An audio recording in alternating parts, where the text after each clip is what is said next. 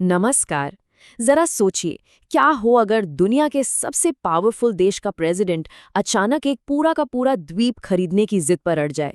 और क्या हो अगर ये छोटी सी लगने वाली इच्छा एक ऐसे इंटरनेशनल क्राइसिस को जन्म दे जो दुनिया के सबसे पुराने और मजबूत मिलिट्री अलायंस यानी नेटो को ही तोड़ने की कगार पर ले आए।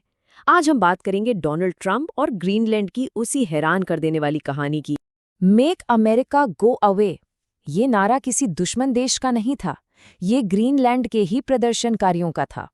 मेक अमेरिका ग्रेट अगेन के नारे को इस तरह पलट दिया गया और बस यहीं से उस टकराव की शुरुआत हुई जिसकी किसी ने उम्मीद भी नहीं की थी।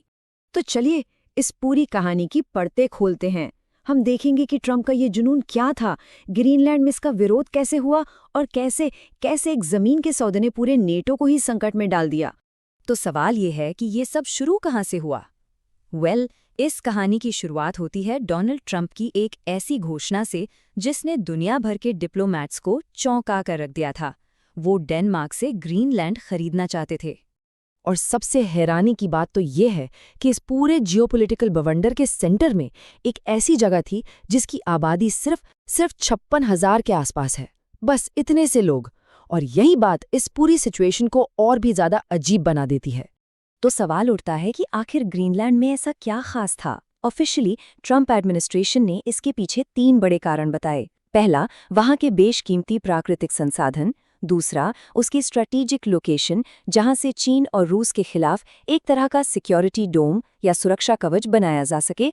और तीसरा, उनका ये मानना था कि अमेरिका का जो मिसाइल डिफेंस सिस्टम है उसे अपनी पूरी क्षमता से काम करने के लिए ग्रीनलैंड की जमीन चाहिए ही चाहिए। ठीक है, तो ये तो हुई अमेरिका की बात। अब जरा कहानी के दूसरे पहलू पर चलते हैं और देखते हैं कि इस खबर पर खुद ग्रीनलैंड के लोगों का रिएक्शन क्या था। देखिए, ग्रीनलैंड के लोगों का संदेश बिल्कुल साफ था, एकदम सीधा और दो टूक। प्रदर्शनकारियों के बैनरों पर साफ साफ लिखा था, ग्रीनलैंड बिकाऊ नहीं है। इससे उनकी पोजीशन एकदम क्लियर हो गई। वो किसी भी कीमत पर अपनी जमीन और अपनी पहचान छोड़ने को तैयार नहीं थे। लेकिन ये विरोध सिर्फ नारों तक ही नहीं रुका। बहुत जल्द वहां अमेरिकी विरोधी भावनाएं भड़क उठीं। अमेरिकी दूतावास के बाहर बड़े बड़े प्रदर्शन होने लगे और जो अमेरिकी पत्रकार वहां रिपोर्टिंग करने पहुंचे थे उन्हें तो लोगों ने सीधे सीधे कह दिया, आपका यहाँ कोई स्वागत नहीं है। और फिर इस कहानी में एक नया मोड़ आया। अमेरिका की इस जिद को देखकर यूरोप के दूसरे नेटो सहयोगी देश जो डेनमार्क के दोस्त थे वो भी टेंशन में आ गए और उन्होंने इस मामले में दखल देने का फैसला कर लिया। यूरोप ने सिर्फ बयानबाजी नहीं की, उन्होंने अपनी ताकत दिखाई। फ्रांस ने तो ग्रीनलैंड की रक्षा के लिए अपनी सेना तक भेज दी। जर्मनी और ब्रिटेन ने भी अपने सैनिक भेजे। इतना ही नहीं, इन देशों ने मिलकर आर्कटिक एंड्योरेंस नाम का एक मिलिट्री अभ्यास भी शुरू कर दिया।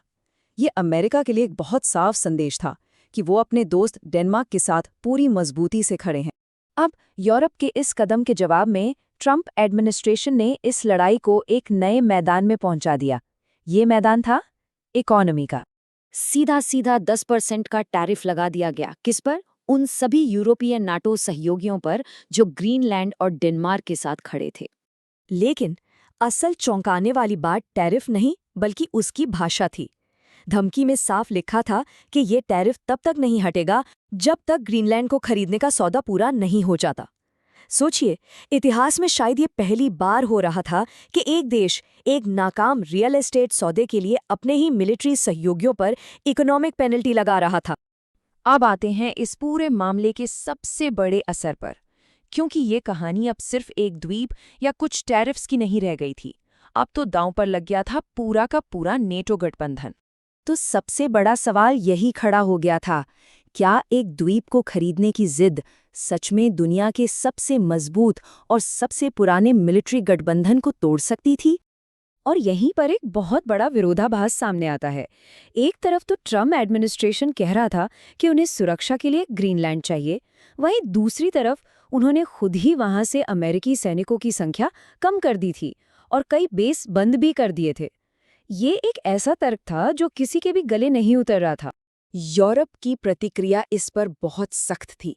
उन्होंने अमेरिका को सीधी चेतावनी दी कि ये टैरिफ की धमकी एक खतरनाक गिरावट की शुरुआत है जो पूरे गठबंधन को ले डूबेगी। उन्होंने साफ कह दिया कि अगर नेटो सिर्फ इस एक जिद की वजह से टूटता है तो ये एक ऐतिहासिक यानी हिस्टोरिक भूल होगी। तो चलिए अब आखिर में इस संकट से उठने वाले सबसे बड़े और ग्लोबल सवालों पर एक नज़र डालते हैं। और ये हमें आज के सबसे बड़े सवाल पर लाके छोड़ देता है। इस बदलती हुई दुनिया में जहाँ पुराने नियम टूट रहे हैं, भारत जैसे देशों को क्या करना चाहिए? क्या उन्हें ताकतवर देशों की महत्वाकांक्षाओं का साथ देना चाहिए या फिर हर देश की संप्रभुता यानी सुवरेनिटी के सिद्धांत पर टिके रहना चाहिए? ये एक ऐसा सवाल है जिसका जवाब आज